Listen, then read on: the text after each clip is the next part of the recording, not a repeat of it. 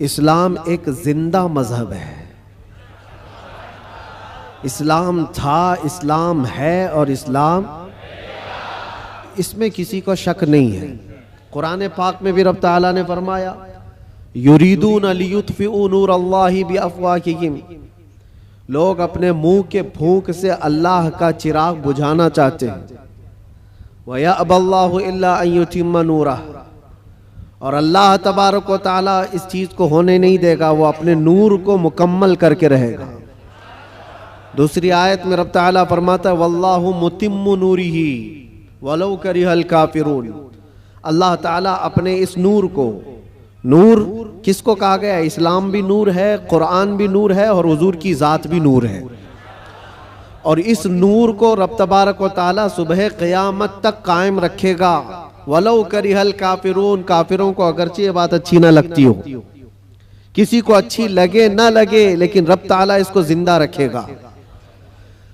पूरी हिस्ट्री अगर आप उठाकर देखें तो इस्लाम पर कभी ऐसा वक्त नहीं आया कि पूरे सफ़े हस्ती से इस्लाम खत्म हो गया हो, पूरा का पूरा मिट गया हो और उसके बाद फिर दोबारा इसको जिंदा किया गया हो। ऐसा कभी नहीं हुआ। हाँ, करबला जरूर हुआ है, बद्र और हुनैन भी हुए हैं, उहद और खंदक भी हुए हैं, चंगेज और ततारियों ने कत्ले आम भी किया है, तारीख में खून बहुत किया गया है, लेकिन कभी ऐसी चीज नहीं बता सकते कि पूरा का पूरा इस्लाम धरती से मिटा दिया गया, खत्म कर दिया गया। इम्पॉसिबल है, होगा भी नहीं और अब भी नहीं होगा। तो फिर आप सबको डर कर जीने की जरूरत क्या है? जब अल्लाह ने कुरान में यह वादा फरमाया कि सुबह क़यामत तक इसको रोशन रखेगा, तो नहीं मरोगे मेरे अजीज। इक्का दुक्का जो कुर्बानियां होंगी वो करबला वालों के सदक़े कबूल कर ली जाएंगी।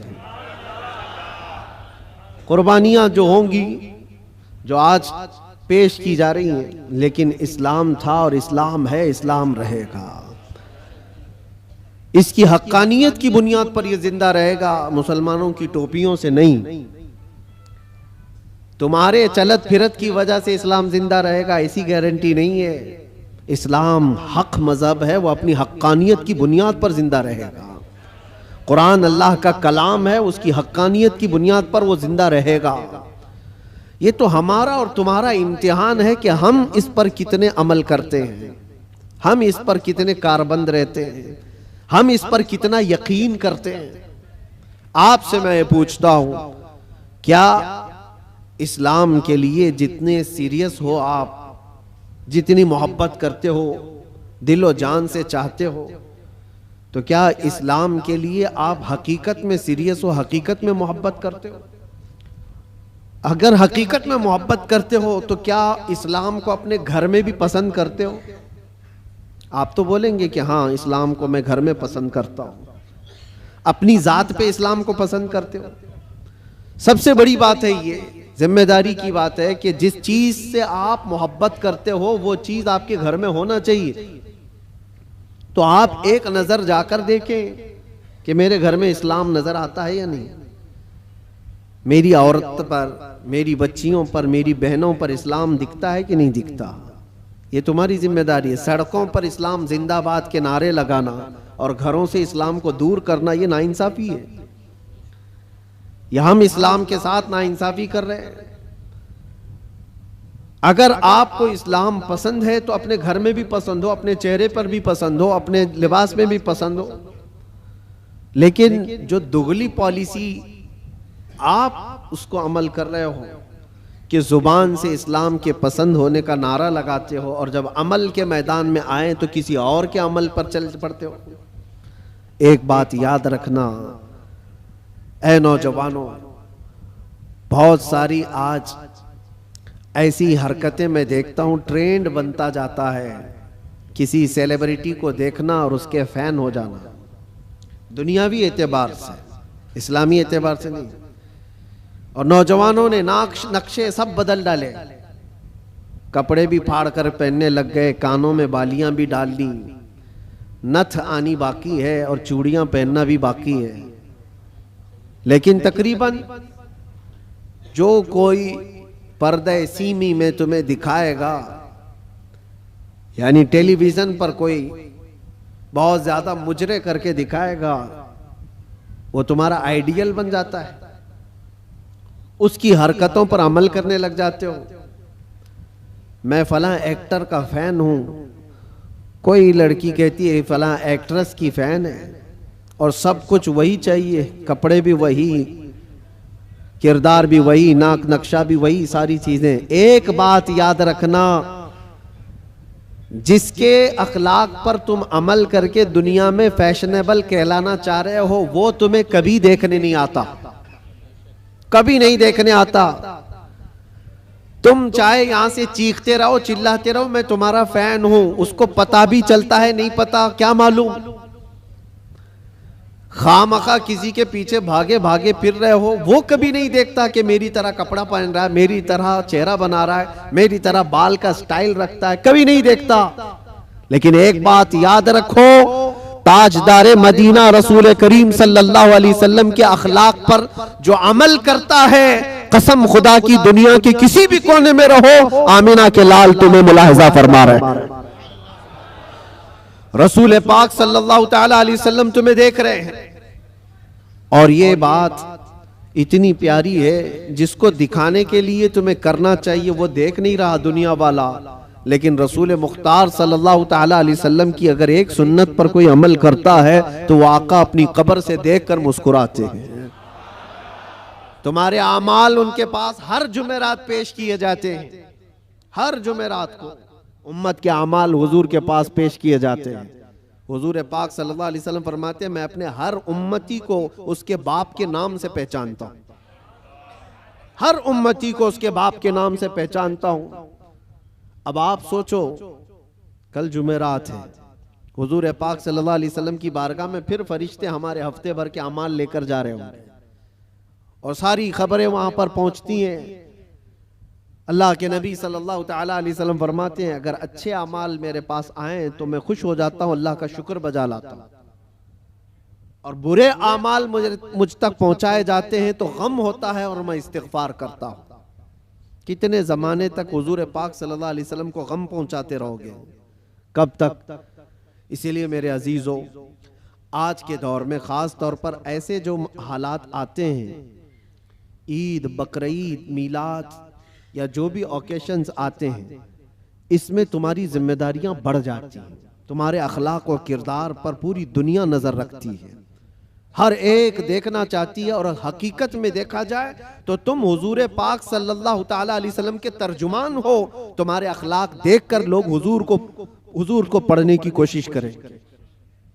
नबी पाक सल्लल्लाहु ताला अलैहि वसल्लम तक पहुंचाने के लिए आप जरिया हो, आपके चलने फिरने के अंदाज, आपके लोगों से बात करने के अंदाज, ये सारी चीजें देख करके दुनिया हुजूर पाक सल्लल्लाहु अलैहि वसल्लम को पढ़ना चाहती है कि उनके गुलामों में 1400 साल के बाद ये जब अखलाक है तो उस नबी के अखलाक का हाल क्या हो। तो तुम्हारी जिम्मेदारी बढ़ जाती है जुबान को पाक करना, लोगों से मुलाकात के अंदाज को बदलना।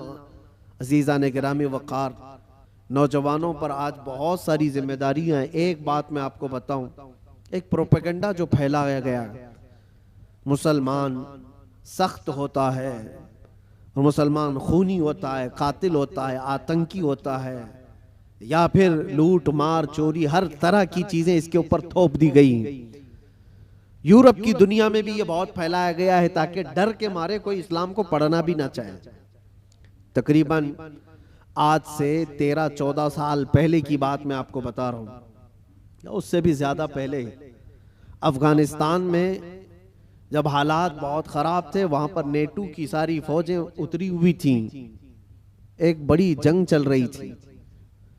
उस वक्त अमेरिका की रहने वाली एक न्यूज रिपोर्टर, लेडी है, औरत है, वो हालात का मुआयना करने के लिए अफगान आई थी। वो कहती है कई दिनों तक मैं अलग अलग इलाकों में जाकर के रिपोर्टिंग करती थी और वापस शाम में अपनी जगह पर आ जाती, अपनी क़यामगाह पर आ जाती। एक बार ऐसा हुआ कि एक इलाके में मैं पहुंची और वहां से तन्हा आ रही थी, तो जो फौजी थे कुछ जो वहां तैनात थे, महीनों से वो जंग के मैदान में उतरे हुए फौजी, लेकिन उस इलाके के फौजी नहीं, नेटो के फौजी, जिसमें तकरीबन 45 कंट्रीज के फौजी थे, यूरोप के सबके। उन फौजियों में से 2 फौजियों ने इसको पकड़ लिया, इस औरत को, और इसके साथ कुछ गलत करने के इरादे से वो एक अंधेरी जगह पर उसको खींच रहे थे, ले जा रहे थे। शाम का वक्त था। इत्तेफाक ऐसा कि 2 नौजवान मस्जिद की तरफ जा रहे थे, मोमिनीन में से 2 नौजवान वहां से गुजर रहे थे। तो वो 2 नौजवानों ने अचानक जब ये हालत देखी कि एक खातून को जोर जबरदस्ती पकड़ करके कुछ लोग घसीट रहे हैं, तो उन्होंने आवाज लगाई और ताकतवर पठान लोग थे, हमला आवर हुए। तो फौजी चूंकि गलत नीयत से उसके साथ बदतमीजी कर रहे थे, छोड़ करके भाग गए जब तक उस औरत के कपड़े उपड़े फटे हुए थे, हालत बुरी थी। लेकिन ये 2 नौजवान मुसलमान थे, दाढ़ी टोपी वाले, उस खातून को वहां से आजाद कराया और अपने तरफ ले लिया, अपने पास ले लिया। ये खातून कहती है कि मुझे तो ज्यादा डर लग गया कि ये वहशी मुसलमानों के हाथ में आ गई, अब पता नहीं क्या करेंगे, सीधे ज़बह करते हैं लोग। क्योंकि बचपन से प्रोपेगेंडा दिमाग में था, अमेरिका की रहने वाली, उसके दिमाग में यही सारी चीजें भरी गई थी। मुसलमान सख्त होता है, कातिल होता है, आतंकी होता है, लुटेरा होता है, न जाने क्या क्या चीजें फैलाई गई हैं। वो डरी हुई थी औरत, क्या पता नहीं, वो तो फौजियों के हाथ में थी, वो अपनी जिस्मानी ख्वाहिश पूरी करके छोड़ देते। लेकिन ये लोग तो बहुत खतरनाक किस्म के लोग हैं, ये तो सीधे ज़बह कर देते हैं, खून बहा देते हैं। डरी सहमी हुई उन 2 नौजवानों के हाथ में तो आ गई, लेकिन वो 2 नौजवान लेकर गए एक कमरे में, इस खातून को बंद कर दिया और ताला लगा दिया, बंद कर दिया। ये डरी थी शायद मेरी मौत का कोई परवाना आने वाला है, या कुछ भी मेरे साथ किया जा सकता है, या हो सकता है मुझे किडनैप करके हमारे मुल्क से कुछ मेरे बदले में मांगने वाले हो। तरह तरह के ख्यालात आ रहे थे। वो न्यूज रिपोर्टर है, कहती रात हुई तो अचानक दरवाजा खुला, और पूरा दरवाजा नहीं खुला, बाहर ही से कोई बड़ी थाल जिसमें खाना पानी सब कुछ था, अंदर उन्होंने ढकेल दिया और कपड़ों का एक जोड़ा भी अंदर पहुंचा दिया, और फिर दरवाजा बंद कर लिया। मुझे जो जरूरत थी वो खाने पीने की थी, कपड़े बदलने की थी, कपड़े फटे हुए थे, मैंने कपड़े भी तब्दील कर लिए, खाना पानी भी हो गया। दूसरे दिन भी बराबर वक्त पर दरवाजा थोड़ा सा खुलता और खाना आ जाता, फिर बंद हो जाता, जो जरूरत की चीज थी। लेकिन कोई जवान अंदर नहीं आ रहा है, कोई जवान अंदर नहीं आता, दरवाजा बाहर से बंद होता है। शाम हो गई, 2 दिन वहां पर उसने गुजारे। उसके बाद वो कहती है कि उसके सिफारत खाने के लोग, उसके एम्बेसी के जिम्मेदार लोग आए उन नौजवानों के साथ। जब दरवाजा खोला और उनकी जुबान में, उसी औरत की जुबान में बात किया और कहा कि हम तुम्हारे सिफारत खाने से आए हैं, इन नौजवानों ने आकर हमें ये इत्तला दी कि फला मुल्क की इस तरह की एक खातून मजलूम थी, हमने उसको पनाह दिया है और उसकी हिफाजत की है, आप आए अपनी औरत को ले जाएं और उसके मुल्क तक सही सलामत पहुंचाएं। सिफारत खाने के जिम्मेदार लोग आए, उस खातून को सारा वाकया बताया कि इन नौजवानों ने तेरे लिए गायबाना तौर पर क्या मेहनत की। उसका दिमाग पूरा अलग तरीके से चलने लगा कि मैंने बचपन से सुना है ये मुसलमान वहशी होते हैं, आतंकी होते हैं, कातिल होते हैं, लुटेरे होते हैं, ये तो कदम भी नहीं रखते मेरे कमरे में।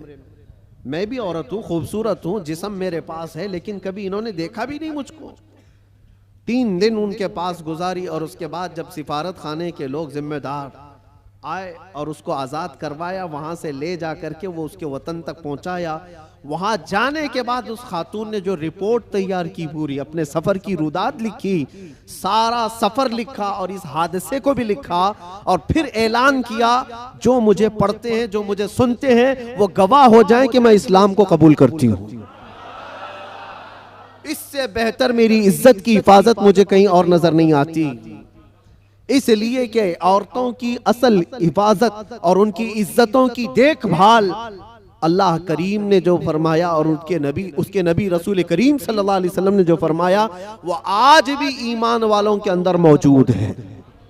नौजवानों, तुम्हारे अखलाक लोगों के लोगों के लिए रसूल पाक का तर्जुमानी का काम करते हैं, उनके एम्बेसडर हो आप। और ख़ास तौर पर रमज़ान में आप देखना कई मोहल्लों में जहाँ तुम्हारी शब्बाशी हो रही होती है, रात की रौनकें, और इस शहर में ख़ास तौर पर जो चकाचौंध रोशनी है, इसको देखने के लिए बहुत सारे लोग आते हैं, बल्कि दूसरे ही ज़्यादा आते हैं। हो सकता है खाने पीने आते हो, मौज मस्ती भी मकसद हो सकती है, लेकिन मेरे अजीजों, इन दिनों में तुम्हारे अखलाक व किरदार बहुत अहमियत के हामिल होते हैं। इस वक्त तुम हुजूर पाक सल्लल्लाहु अलैहि वसल्लम के रिप्रेजेंटेटिव हो। रमजान को इस तरह से गुजार करके दिखाओ कि आज भी हमारे अंदर स्पिरिचुअलिटी, रूहानियत कैसी है। हम खाने पीने के लिए पूरी रात गुजारने वाले लोग ही नहीं हैं। खाना पीना तो जिंदगी का एक छोटा सा हिस्सा है। हम आए हैं यहां अपने रब को राजी करने के लिए। इस्लाम का ये अजीम मैसेज और इस्लाम का ये अजीम पैगाम पहुंचाने का जरिया है। कितने ऐसे लोग हैं जो हमसे राब्ता करते हैं। मेरे अजीजों, सच बताऊं, जो हमारे दीन में नहीं है वो प्यासे हैं। बहुत सारे लोग, मर्द हजरात भी, औरतें भी, लड़के भी और लड़कियां भी, दूर दराज से वो किसी न किसी तरह से कांटेक्ट करने की कोशिश करते हैं कि हमारी रूह बहुत प्यासी है, हमारी रूह बहुत प्यासी है। और हम अपनी रूह की सैराबी ढूंढते ढूंढते उम्र बिता चुके हैं, लेकिन हमने आपके बयान सुने या फिर इस्लाम की ये सारी चीजें देखी हैं तो रूह को सुकून सा नजर आता है, सुकून सा नजर आता है। उन लोगों को जो आत्मा की शांति कहीं नहीं मिलती, मेरा चैलेंज है वो रब्बे जुल जलाल के सजदे में उन्हें सारा सुकून मिल जाएगा। इसलिए कि बनाया हुआ पालनहार हकीकी का ये जिस्म है, अल्लाह का बनाया हुआ ये जिस्म है। और उसी ने कुरान में ये फरमाया, अला बिज़िक्रिल्लाहि तत्मइन्नुल कुलूब, आगाह हो जाओ, अल्लाह के जिक्र में ही तुम्हारे दिलों का सुकून है, अल्लाह के जिक्र में तुम्हारे दिलों का इत्मीनान है। और ये इत्मीनान करने के लिए तो रमजान है। आप देखना, यहां से उसी आदमी का भागने का मन करता है मस्जिद से जिसका दिल काला हो चुका होता है, जिसका दिल पत्थर से सख्त हो गया हो। वो गिन रहा होता है, घड़ी की सुइयां देख रहा होता है कि कब उठूं यहां से भागूं। लेकिन जिसका दिल अल्लाह से लग गया है, वो तो जोहर के बाद असर का इंतजार कर रहा होता है। क्योंकि हदीस पाक में हुजूर सल्लल्लाहु अलैहि वसल्लम ने ये फरमाया है कि 7 लोग ऐसे हैं जिनको कयामत के दिन भी अल्लाह अपने अर्श का साया अता फरमाएगा। वो 7 लोगों में से एक ऐसा आदमी है, रजुलुन तअल्लक़ क़ल्बुहु बिल मसाजिद, ऐसा आदमी जिसका दिल हमेशा मस्जिद में लटका हुआ रहता है। दिलों का सुकून रब्बे जुल जलाल के हुजूर है, और ये पूरी दुनिया को बताने की भी जरूरत है। आज नफ्सा नफ्सी का दौर है, मादियत परस्ती है। लोग आज चाहे वो जितने भी चमत्कार देख करके भागें, लेकिन मेरा एक यकीन है मेरे अजीजों, रूह का सुकून उन्हें कहीं नहीं मिलता। पैसे भी बर्बाद किए हुए बहुत सारे लोग हैं, दौलत को बेहिसाब खर्च करके अपना आराम ढूंढने वालों को भी मैं जानता हूं, लेकिन फिर भी उनको वो रूहानी सुकून नहीं मिलता। क्योंकि हमें यकीन है कि ये पूरी जो बॉडी है, ये पूरा जो जिस्म है, किसी और ने नहीं बनाया, अल्लाह रब्बुल इज्जत ने बनाया, और वही बेहतर जानता है। और उसी की तरफ से अगर कल्ब को सुकून मिला तो मिल सकता है, बाकी कोई ताकत तुम्हें सुकून नहीं दे सकती, कोई ताकत नहीं। कोरिया का एक शख्स बहुत मालदार, बल्कि मैं आपको बताऊं, मुल्क का ऐसा मालदार जो मुल्क की हुकूमतें बदल देता है। मैं पूरे नाम के साथ तफसील में नहीं जा रहा हूं, लेकिन वो एक बहुत बड़ी मोबाइल कंपनी का मालिक, पूरी दुनिया को मोबाइल पहुंचाया, सारी चीजें किया, लेकिन उसका आखिरी वक्त आप अगर मुताला करोगे तो बेचारा ऐसा बिस्तर पर आ गया कि एक रोटी उसके हलक में नहीं जा पाती थी। उसका बेटा उसकी जगह लिया, लेकिन डॉक्टर्स की जो फीस बताई जाती है ना, जो खर्चा होता है, वो एक डॉक्टर को पर डे वो लोग 1 करोड़ रुपए खर्च करने को तैयार थे। कि कोई इसको बिस्तर से उठाए बिठाए, माल की कोई कमी नहीं, समंदर जैसा उनके पास पैसा, उनका हिसाब ना हो, बेहिसाब, लेकिन एक शख्स को बिस्तर से उठाने के लिए वो सारी दौलत खर्चा करने को तैयार है। लेकिन कोई डॉक्टर 4 साल तक उस बंदे को उठा नहीं सका। वो कोमा की हालत में रहा। जिस हालत में रहा, 4 साल के बाद करोड़ों की फीस लेकर डॉक्टरों ने हाथ उठा दिया और कहा यह हमारे बस का काम नहीं है, खत्म हो चुका है। यहां याद रखो ऐ नौजवानों, दुनिया में कोई ताकत न तुम्हें खड़ा कर सकती है न बिठा सकती है। कुरान में रब ताला फरमाता है वइन यमसस्कल्लाहु बिदुर्रिन फला काशिफ लहू इल्ला हू वइन यमसस्क बिखैरिन फला राद्द लिफज़लिही युसीबु बिही मन यशाउ मिन इबादिही। यह आयत अक्सर हम जेल में भी पढ़ा करते थे। अल्लाह ताला कुरान में फरमाता है अगर अल्लाह रब्बुल इज्जत किसी को कोई मुसीबत दे दे, पूरी दुनिया मिलकर के वो मुसीबत हटा नहीं सकती, और अल्लाह किसी को नवाज दे तो पूरी दुनिया मिलकर के भी उस नवाजिश को रोक नहीं सकती, नहीं रोक सकती। और ये सारा इत्मीनान क़ल्ब उसी बारगाह में मौजूद है, उसी रब्बुल आलमीन की बारगाह में मौजूद है। आज तुम्हें वापस बुलाने के लिए ये मस्जिदें पुकार रही हैं, ख़ास तौर पर रमज़ान में माहौल वैसी बन जाता है। अल्लाह ताला बंदों से इतना प्यार करता है। देखें तुम्हारी सहूलत के लिए चांद दिखते ही शैतानों को कैद कर लिया गया कि कोई ना आए इन बंदों को बहकाने के लिए। सिर्फ शयातीन का ही नहीं, शयातीन का ही नहीं, हदीस पाक में मिलता है जो सरकश जिन्नात हैं उनको भी कैद किया जाता है। वो भी जबरदस्ती किसी पर चढ़ाई करके जो परेशान करते हैं, हिंदुस्तान में ज्यादा करते हैं लगता है, क्योंकि ये जो आसेब आते हैं, क्योंकि बाबा यहाँ ज्यादा हैं तो जिन्नात भी यहाँ ज्यादा है, क्योंकि हर गली में किसी बाबा की दुकान है।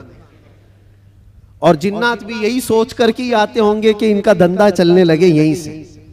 बाकी मुल्कों में तो बहुत कम नजर आते हैं, दूसरे मुल्कों का भी हमने सफर किया है, वहां आसेब ज़दा लोग, जिन्नात जिनके ऊपर आकर के परेशान करते हैं, ऐसे पेशेंट, ऐसे मरीज बहुत कम दिखते हैं।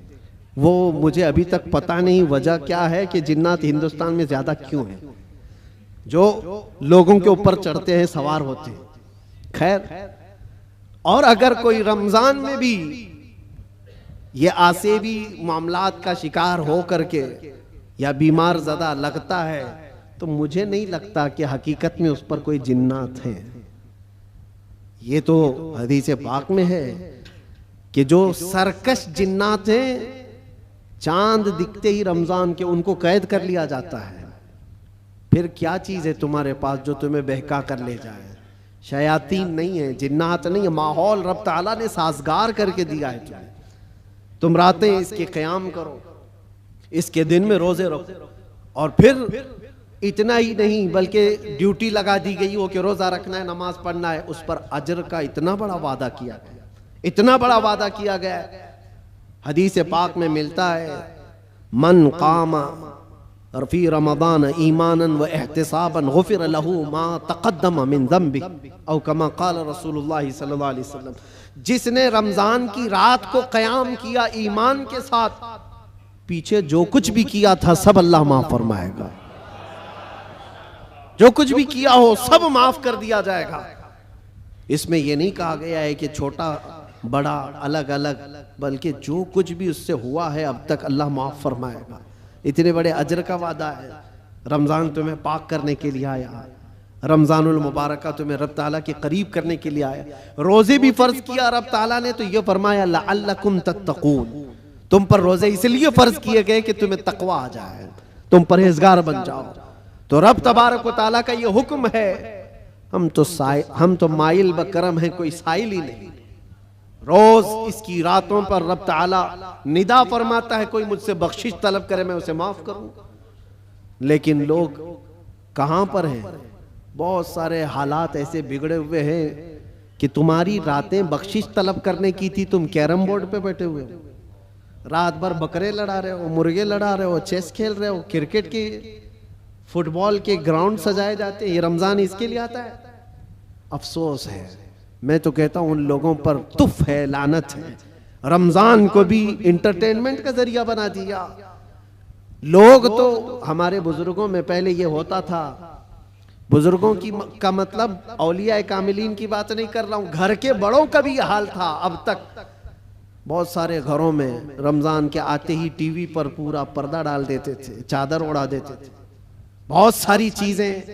रमजान आ गया है, घर की सफाई हो जाती थी। रमजान आ गया है, कोई ऐसी चीजें ना रखी जाए घर के अंदर, बहुत सारे एहतमाम होता था। और तुम्हें पता है इसके एहतराम पर अल्लाह तबारक व तआला जन्नत अता फरमाता है। रोजा नहीं रखने वाले भी दिन में किसी के सामने खाते पीते नहीं थे, एहतराम की वजह से। रोजेदार को कोई हाथ नहीं लगाता था, मारता नहीं था। ये बुजुर्गों की तालीमात होती थी कि ना हाथ नहीं लगाना, मारना नहीं, रोजादार है। ये सारा एहतराम कहां चला गया? उसकी वजह यह है मेरे अजीजों कि तुम अगर इस रमजान को भी बेएहतरामी में गुजारोगे तो ये रमजान कल क़यामत के दिन तुम्हारे खिलाफ मुकद्दमा करेगा अल्लाह की बारगाह में कि अल्लाह मैं इसके घर गया था मगर इसने मेरी तौहीन की है, मेरी इसने बेहुरमती की है। और हुजूर पाक सल्लल्लाहु अलैहि वसल्लम फरमाते हैं क़यामत के दिन जिसके खिलाफ रमजान खड़ा हो गया उसको दोज़ख में जाना जरूरी हो जाएगा। रमजान अगर किसी के खिलाफ खड़ा हो गया तो अपने खिलाफ रमजान को खड़े होने ना दो, अपनी हिमायत में खड़े होने दो। कल रमजान आए क़यामत के दिन और तुम्हारी सिफारिश करे कि मौला ये मेरी रातों को जागता था, ये मेरे दिन को तिलावत कुरान करता था, रोजे रखता था, गुरबा और मसाकीन में खैरात करता था, तुम्हारी नेकियों की गवाही खुद रमजान देगा। और हुजूर ने यह भी फरमाया कि जिसके हक में कुरान और रमजान सिफारिश कर दे उसका जन्नत में जाना वाजिब है। अजीज़ान गिरामी वक़ार, बस मैं खुलासा कलाम सिर्फ इतना अर्ज करना चाहूँगा कि दीन जो तुम तक पहुँचा है इस चीज़ पर आज ख़ास तवज्जो के साथ मैं अर्ज करना चाहता हूँ। ये बड़ी मशक्क़तों के साथ तुम तक पहुँचा हुआ है। ये नहीं कि फूलों की सेज पर सज कर तुम्हारे घर में आ गया। बहुत मशक्क़तें उठाई गई हैं इसके पीछे, दीन तुम्हारे घरों तक जो पहुँचा है। ये अज़ानें जो सलामत हैं, ये जो नमाजों की रूहानियत और ये जो नूरानियत बाकी है, इस पर बुजुर्गों की कुर्बानियाँ हैं, बहुत सारी कुर्बानियाँ हैं। इस दीन के इस असल चेहरे को बाकी रखना आज हर जवान की जिम्मेदारी है। तुम क्या समझते हो यहाँ माइक पर बैठे हुए मौलाना साहब इनकी जिम्मेदारी है इस्लाम की तबलीग करना? बल्कि हर मुसलमान पर यह जिम्मेदारी है वो अपने अखलाक और किरदार से इस्लाम का रिप्रेजेंटेटिव है।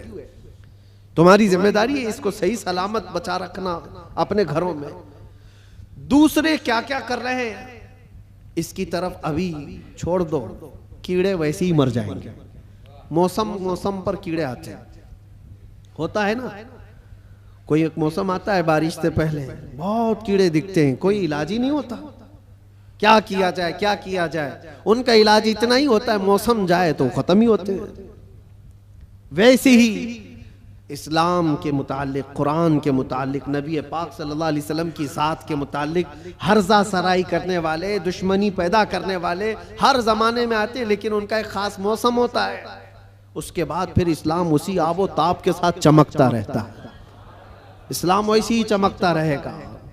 ना इसको चंगेज हिला पाया, ना इसको हलाकू हिला पाया, ना इसको बड़े बड़े ताकतवर हिला पाए। 50 लाख लोगों का जिसने कत्ल किया, चंगेज वगैरह जो तारीख आप देखें, 50 लाख से ज्यादा लोगों का कत्ल जिन्होंने किया, यही सोच करके किया था ना इस धरती से पूरा मिटा दिया जाए, सफ़ह-ए-हस्ती से खत्म कर दिया जाए। हैरत की बात है जिस फौज ने बगदाद पर हमला किया था वही फौज दायरे इस्लाम में दाखिल हुई थी। जिसको इकबाल ने कहा था हरम को मिल गए पासबां सनम खाने से, हरम को मिल गए पासबां सनम खाने से। रब तबारक व तआला उन्हीं के दरमियान ईमान की हिदायत अता फरमा दी। ये होता रहेगा, ये इस्लाम का लहलहाता हुआ पौधा सलामत रहेगा। और लोग जिस तरह के आज हालात, जो इन्वायरमेंट क्रिएट किया गया है, इससे तुम्हारा इम्तिहान है। तुम घबरा करके अब तुम क्या चाहते हो? एक सवाल मैं करता हूं, इस्लाम में हो तो इस बात पर तुम्हें कभी गिल्टी फील होता है? कभी शर्म महसूस होती है? कभी शर्म महसूस होती है कि मैं मुसलमान हूं? नहीं शर्म आती है तो फिर टोपी क्यों छुपाते हो? अगर शर्म नहीं आती है तो फिर दाढ़ी क्यों निकाल फेंकते हो? क्यों? अगर तुम्हें इस्लाम पर कायम रहने में फख्र महसूस होता है तो खुल करके इस्लाम पर अमल करो, खुल करके। इस्लाम किसी जराइम पेशा लोगों का अड्डा नहीं है, पूरी दुनिया को अच्छे अखलाक सिखाने वाला एक मुकम्मल दीन है। पूरी दुनिया को अखलाक सिखाने वाला यह दीन है। तो मुझे शक क्यों है इस बात पर? बहुत सारे लोग अभी आए काए करते हुए न्यूट्रल बनते हैं। मैं देख रहा हूं जब कभी कोई सवाल आ जाए तो कुछ दानिश्वर बन करके बैठते हैं और फिर एक न्यूट्रल बातें, एक सेक्युलर बातें करते हुए वो ये महसूस कराने की कोशिश करते हैं कि हम ये नहीं समझते, इस्लाम में ये चीज़ नहीं है, वो चीज़ नहीं है, ये बुजुर्ग इस्लाम में नहीं, वो बुजुर्ग इस्लाम में नहीं। सिर्फ इसलिए वो कर रहे हैं कि दूसरों को कुछ खुश करें। उन बेवकूफ़ों को मैं बताना चाहता हूं जो कुर्सियों पर बैठकर डिबेट करते हैं और सेकुलर बनने की कोशिश करते हैं। याद रखो, तुम अपनी नाक काट करके भी नीचे रखोगे तो वो कभी राजी नहीं होने वाले, कभी राजी नहीं होंगे। 10 लाख साल भी तुम पुकार करके उनकी जूतियां चाटते रहो, राजी नहीं होंगे। राजी करना है तो अल्लाह और उसके रसूल को राजी करो। हम जिसके लिए दुनिया में आए हैं, हम जिसके लिए दुनिया में आए हैं, हमें अल्लाह तबारक व तआला ने हुक्म क्या फरमाया? वमा उमिरू इल्ला लियअबुदुल्लाह मुखलिसीन लहुद्दीन। लोगों को यह हुक्म नहीं दिया गया मगर सिर्फ इतना कि इबादत करें तो सिर्फ अल्लाह की रजा के लिए, लोगों को दिखाने के लिए नहीं। वो कभी दुनिया राजी नहीं होगी यार, एक बात याद रखिए, कभी राजी नहीं होगी। तुम चाहे जिस तरह के भी बन जाओ, दुनिया तुमसे राजी नहीं होगी। हम बचपन में एक चीज पढ़ते थे, एक शोहर और बीवी गधा लेकर जा रहे थे। शोहर अपनी बीवी को बिठाया गधे पर और लेकर चल रहा था। बेचारा लेडीज फर्स्ट वाले फार्मूले पर अमल कर रहा था कि पहले औरतों को होना चाहिए, लेकिन मोहल्ला छोड़ने वाला थोड़ी ना है। कट्टे पे बैठे हुए सब कमेंट पास करने लगे, जोरू का गुलाम जा रहा है, बीवी का गुलाम जा रहा है। एक हकीकत चीज है। और ये सुन करके उसको बहुत बुरा लगा और उसकी औरत को उतार दिया, तू उतर जा, मैं बैठूंगा। वो बैठ गया, औरत उसका रस्सी पकड़ करके चलने लगी।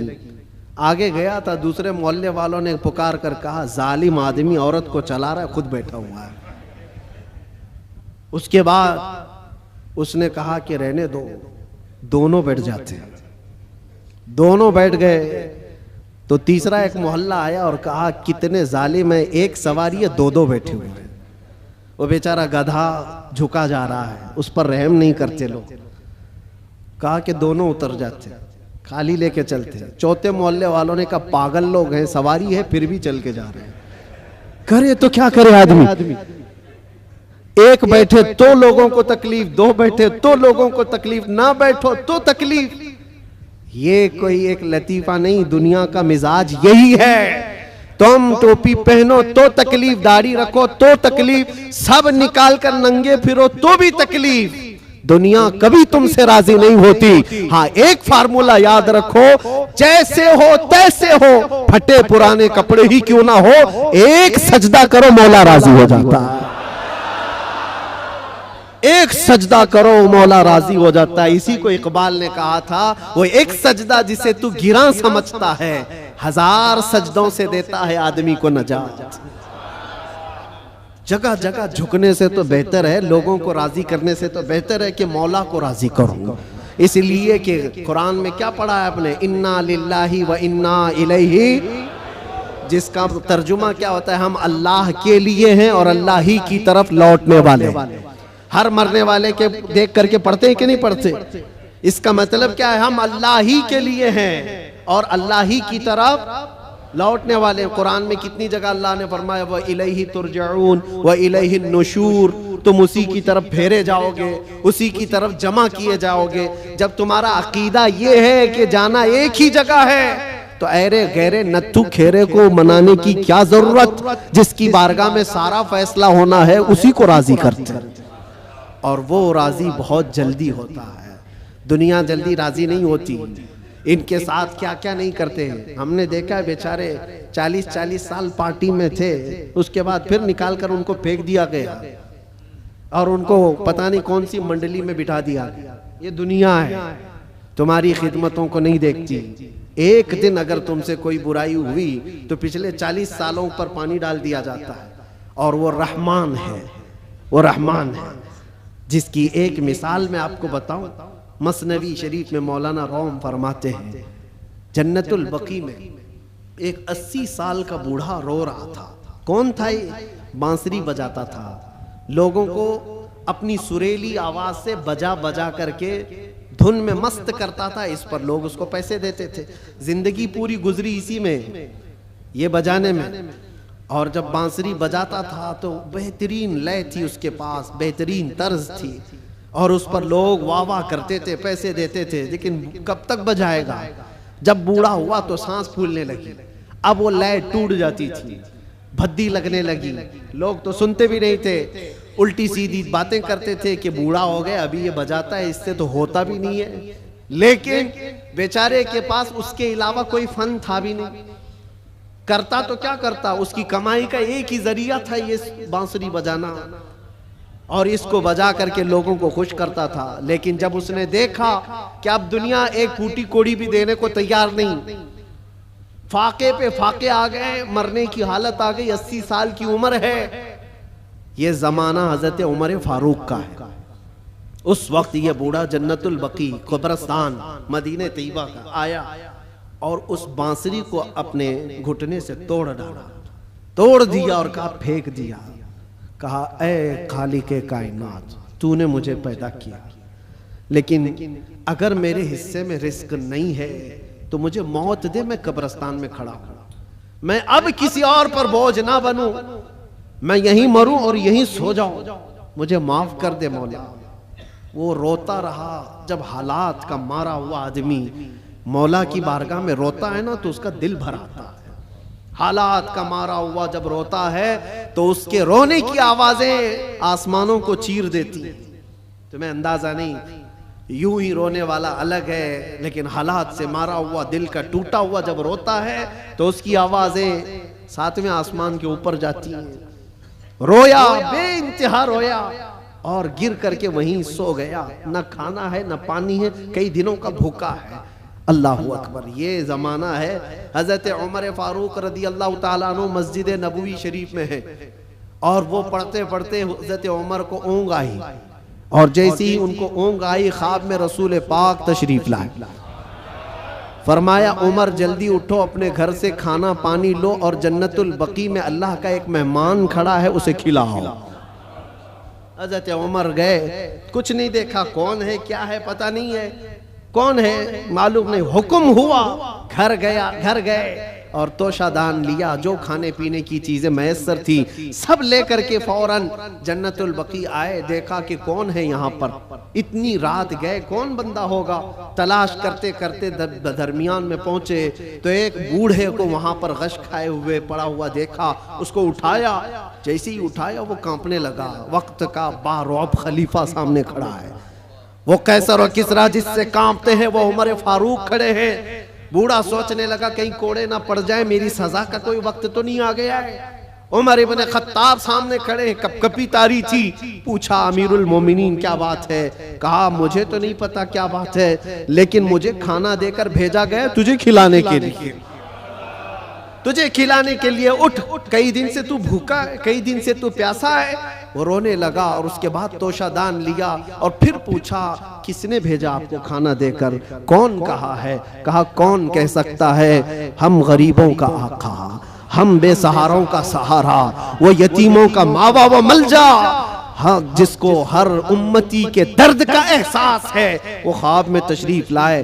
अल्लाह के हुक्म से हुजूर पाक ने मुझे फरमाया है कि जा अपने घर से खाना ले जा और अल्लाह का एक मेहमान कब्रिस्तान में खड़ा है उसे खिला आ। इतनी बात सुननी थी, वो चीख मार करके गिरा और कहने लगा 80 80 साल तक मैं नाफरमानी करता रहा, 80 साल तक बांसुरी बजाता रहा, दूर भागता रहा। आज एक दिन क्या उस रहमान को मैंने पुकारा, वो 80 साल की सारी चीजों को छोड़ दिया और मेरे पेट भरने के लिए वक्त के खलीफा को भेज दिया। उस रहमान का, उस अरहमुर राहिमीन का ये मजहर है मेरे अजीजों। आप क्या समझते हैं दुनिया को मनाते रह जाओ? नहीं मानती, ये झूठी है, मक्कार है, अय्यार है, दगाबाज है। शहद दिखाए जहर पिलाए, कातिल डाइन शोहर कुछ, इस मुर्दार पे क्या ललचाए, दुनिया देखी भाली है।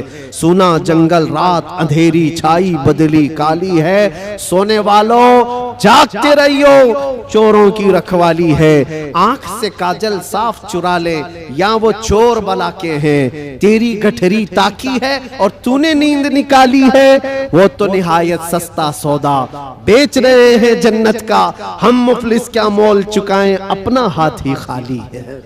अजीजाने गिरामी वक़ार, मैं सिर्फ इतनी बात कहना चाहता हूँ कि तुम्हारे पास जो दीन का खजाना है, जो इस्लाम पहुंचा है, और ख़ास तौर पर सुन्नियों को मैं बार बार ये कहता हूँ कि तुम्हारे पास दुनिया की इतनी बड़ी दौलत है, इतनी बड़ी दौलत है जिसको आप कंपेयर नहीं कर सकते किसी और चीज़ से। उस दौलत का नाम है इश्क़ रसूल पाक। सुन्नियों के सीनों में ये मौजूद है। वो अपने नबी पाक सल्लल्लाहु अलैहि वसल्लम का नाम आता है तो अंगूठे चूम करके आंखों से लगा लेते हैं बगैर किसी को बताए। नबी के नाम पर आज पूरी दुनिया भी, आपको पता है, नामों से रिसालत का कोई मसला आए और इस पर कोई आवाज उठे और कोई बेकाबू हो सकता है तो दुनिया को मालूम है वो सुन्नियों की जमात ही बेकाबू होती है। क्यों? इनको पता है, पूरी दुनिया जानती है कि अपने नबी पाक सल्लल्लाहु अलैहि वसल्लम के लिए जो जज्बा रखते हैं दिल के अंदर, वो ऐसा जज्बा है, जान है वो। हमारा जज्बा क्या है? जान है वो, और जान है तो हाँ, जान है हमारे लिए। और फिर हमारा मानना तो ये है, वो जो न थे तो, और वो जो ना हो तो, हमारी जिंदगी में हुजूर ना हो तो कुछ नहीं। हमारी पूरी हयात, हमारी पूरी लाइफ, ये जो खजाना तुम्हारे पास है ये बहुत कीमती है, बहुत कीमती है। इसी को आला हजरत ने कहा है, आंख से काजल साफ चुरा लेंगे। आंख से काजल चुराया जाता है क्या? ये जो लगा हुआ शीशी का काजल है नहीं, ये इस्तिआरा है। शेर में कहा गया, मोमिनो तुम्हारे पास जो आंख का काजल है वो इश्क रसूल है, तुम्हारी आंखों का वो नूर है। और बहुत सारे भेड़िए घूम रहे हैं उसी काजल को चुराने के लिए, तुम्हारे दिलों से वो निकाल लें, तुम्हारी आंखों से वो निकाल लें। और बेचारे कितने तो बहक गए, चोरी हो गए और चोरों के हाथ में गिर गए और दिलों के अंदर से हुब्बे मुस्तफा निकलती चली गई।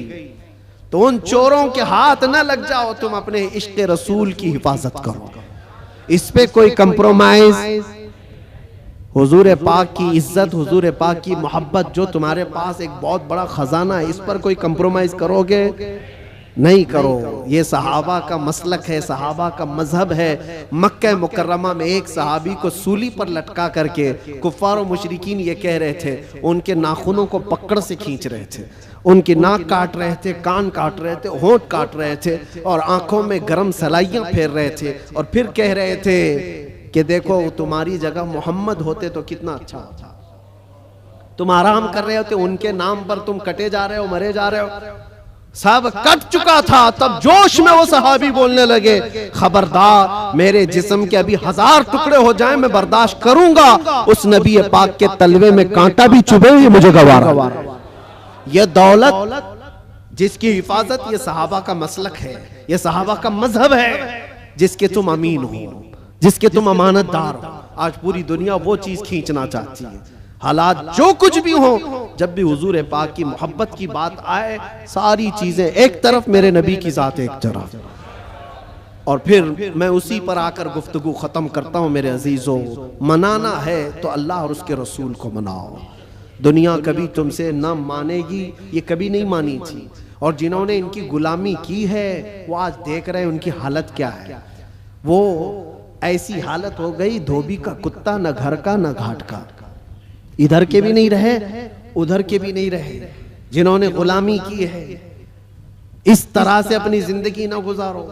कुछ तो उनको राजी करने के लिए गए थे बेचारे, नाम भी बदल लिए, कपड़े भी बदल लिए, सब कुछ करके देख लिया, लेकिन वो बड़े खूंखार लोग हैं, वो दूसरी कास्ट को बर्दाश्त नहीं करते, तुझे कहां से बर्दाश्त करें, लात मार के भगाया।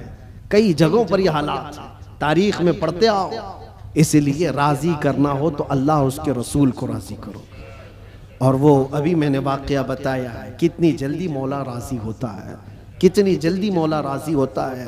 यहाँ तक कि एक हदीस और सुन लो, हुजूर पाक सल्लल्लाहु अलैहि वसल्लम महवे ख्वाब थे, आंखें बंद थी, और उसके बाद अचानक मुस्कुराने लगे, और इतनी जोर से कि आपके दंदाने मुबारक नजर आए। सहाबा ने पूछा, या रसूल अल्लाह सल्लल्लाहु अलैहि वसल्लम क्या बात है? तो हुजूर ने फरमाया, अल्लाह करीम एक मिसाल में मुझे बयान फरमा रहा है। क्या चीज है? हुजूर फरमाते, मैं तुमसे पूछता हूँ, सहरा में कोई आदमी अपनी ऊँटनी लेकर साजो सामान के साथ जा रहा हो, सहरा डेजर्ट में, और डेजर्ट का हाल ऐसा होता है कोई रास्ता ही नहीं मिलता, अगर भटक गया तो मौत भी हो जाती है, जिसको मौजे सुराब कहते हैं। हर तरफ चमकता हुआ पानी दिखता है, और जहाँ जाता है वो रेत होती है, बालू होती है, और इसी भटकने के आलम में उसकी मौत भी हो जाती है। बहुत सारे सहरा की मौत अरब वाले जानते हैं। हुजूर पाक सल्लल्लाहु अलैहि वसल्लम साहबा से पूछते हैं, अगर कोई बंदा सहरा का सफर कर रहा है, साथ में खाना पानी और ऊँटनी साथ में सफर के सवारी है, लेकिन बीच रास्ते में एक जगह पहुंचा जहां उसे नींद आई और सो गया, उसकी ऊँटनी भी गायब और उसका साजो सामान भी खत्म, जब उठा तो परेशान। अब ये अरब के लोग बेहतर जानते हैं, सहरा में किसी के खाना पानी खत्म हो जाए, सवारी चली जाए तो उसका क्या हाल। वो बंदा जब नींद से उठा तो हर जगह ढूंढा, उसकी ऊँटनी कहीं नहीं मिली, उसका खाना पानी कहीं नहीं मिला, हर जगह से ढूंढ ढूंढ कर थक गया, मौत के करीब था, मौत के करीब था। फिर अचानक उसको नींद लगी, एक दिन गुजरा कि 2 दिन, जो भी है, मौत के करीब था, नींद आ गई। थोड़ी देर के बाद आंख खुली तो उसकी ऊँटनी भी सामने है, खाना भी सामने। अब सुनो, ये मिसाल है। हुजूर पाक सल्लल्लाहु अलैहि वसल्लम फरमाते साहबा से, ऐ मेरे साहबा बताओ, उस सहरा में चलने वाले मुसाफिर को कितनी खुशी होगी, अपना खोया हुआ ऊँट मिल जाए, अपना खोया हुआ खाना मिल जाए, उसकी जान में जान आए, कितनी खुशी होगी। साहबा कहते हैं, या रसूल अल्लाह, उसकी जिंदगी की सबसे बड़ी खुशी है वो कि मौत के मुंह में जा चुका था, लेकिन वापस उसका खोया हुआ ऊँट भी मिला, खाना भी मिला, उसकी खुशी को तो कोई नहीं पहुंच सकता। हुजूर पाक सल्लल्लाहु अलैहि वसल्लम फरमाते हैं, बिला तशबीह व बिला तमसील, ये मिसाल के लिए हुजूर ने फरमाया, ऐ मेरे सहाबा, जब एक बंदा भटक जाता है, गुनाहों में लग जाता है, और फिर जिस दिन वो तौबा करके वापस आता है, उस मुसाफिर को जितनी खुशी नहीं हुई, मौला को उससे ज्यादा खुशी होती है। मेरा भटका हुआ बंदा मेरे पास वापस आ गया है, मेरा भटका हुआ बंदा मेरे पास वापस आ गया। रब तबारक व तआला खुशी का इजहार फरमाता है। इसलिए नौजवानों, रब तबारक व तआला की रहमत तो तुम्हें थामने के लिए हमा वक्त है, हमा वक्त तैयार है, लेकिन आप इससे दौड़े दौड़े भाग करके इन रातों को अगर कैरम में, मुर्गे लड़ाने में, बकरे लड़ाने में और दुनिया भर के एंटरटेन में गुजारते हो, तो ये कितनी बड़ी बदनसीबी है। उस रब तबारक व तआला के हुजूर हाजिर होकर के अपनी बख्शिश तलब करो। बस इसी के साथ मैं खात्मा करता हूं अपनी गुफ्तगू का। और एक बात, इस्लाम और दीन जो तुम्हारे घरों में, इसकी हिफाजत तुम्हारे कंधों पर है। हर घर में जिम्मेदारी है, अपने बच्चों को ये सिखा करके जाओ, दीन हमारे घर में जो आया है वो इंटरनेट से नहीं आया है, ये बुजुर्गाने दीन का फैज और करम है जो हम तक ये दीन पहुंचा है। उनके तौर तरीकों को जिंदा रखो। ये जो हमारी मस्जिदों में गाहे बगाहे ये प्रोग्राम है, रात के रमजानुल मुबारक की ता कराते हैं, शबे मीलाद, जो भी है, ये दीन का चेहरा बाकी रखने की कोशिश की गई है, इसको जिंदा रखना हमेशा। इसलिए कि इंटरनेट पर भी बहुत सारे चोर आए हुए हैं, नए नए चीजें ला करके तुम्हारे ईमान को लेना चाहते हैं, आंख से काजल साफ चुरा लेंगे। और ऐसे बहुत आए, हदीस नंबर ये, हदीस नंबर ये, हदीस नंबर ये, आयत नंबर ये, आयत नंबर ये, आयत नंबर ये। सामने नौजवान को ऐसा लगता है क्या रेफरेंस देता है, कितना दिमाग है इसका। उससे ज्यादा दिमाग तो वो मेडिकल स्टोर पे खड़ा हुआ बंदा है, जिसको हर दवाई पता है कहाँ रहती है, चिट्ठी देखा सीधे जाके लाके देती है। उसका काम है, वो उसमें माहिर है। इस तरह से अगर किसी को सिर्फ और सिर्फ ये देख रहे हो कि सिर्फ रेफरेंस देता है, नंबर बोलता है, तो इसका मतलब ये नहीं है कि वो पूरे दीन का रिप्रेजेंटेटिव है। जरूरी नहीं। तुम तक जो दीन पहुंचा है, मैं यार ये देखना कि अगर गौसो ख्वाजा की मोहब्बत सलामत है, अगर सहाबा व ताबईन की मोहब्बत सलामत है, तो ये दीन का सही रास्ता है। इसलिए कि रब तबारक व तआला ने भी यही फरमाया है, दुआ यही करो उस रास्ते पर अल्लाह हमें चला जिस पर चलने वालों पर तूने इनाम नाजिल फरमाया। इनाम किस पर नाजिल हुआ है? सिद्दीक अकबर पर हुआ है, फारूक आजम पर हुआ है, उस्मान गनी पर हुआ है, हैदर कर्रार पर हुआ है। हसनैन के रास्ते पर चलने वाले पर इनाम नाजिल हुआ है। वो सहाबा ताबईन औलिया कामिलीन के रास्ते पर चलने वालों पर इनाम नाजिल हुआ है। उसी रास्ते का नाम गौस का रास्ता है, उसी रास्ते का नाम गरीब नवाज का रास्ता है, उसी रास्ते का नाम मसलक आला हजरत है। इससे इधर उधर आए बाएं ना करना। अल्लाह सलामत रखे दीन पाक को और इश्क रसूल को अपने घर में महफूज रखना है तो इस रास्ते की हिफाजत करो, इस रास्ते की हिफाजत करो, इस चेहरे की हिफाजत करो। अल्लाह करीम कहने सुनने से ज्यादा हमें अमल की तौफीक अता फरमाए। जिंदगी ये नहीं किसी की किसी के लिए, जिंदगी है नबी की, ना समझ मरते हैं जिंदगी के लिए, जीना मरना है सब कुछ।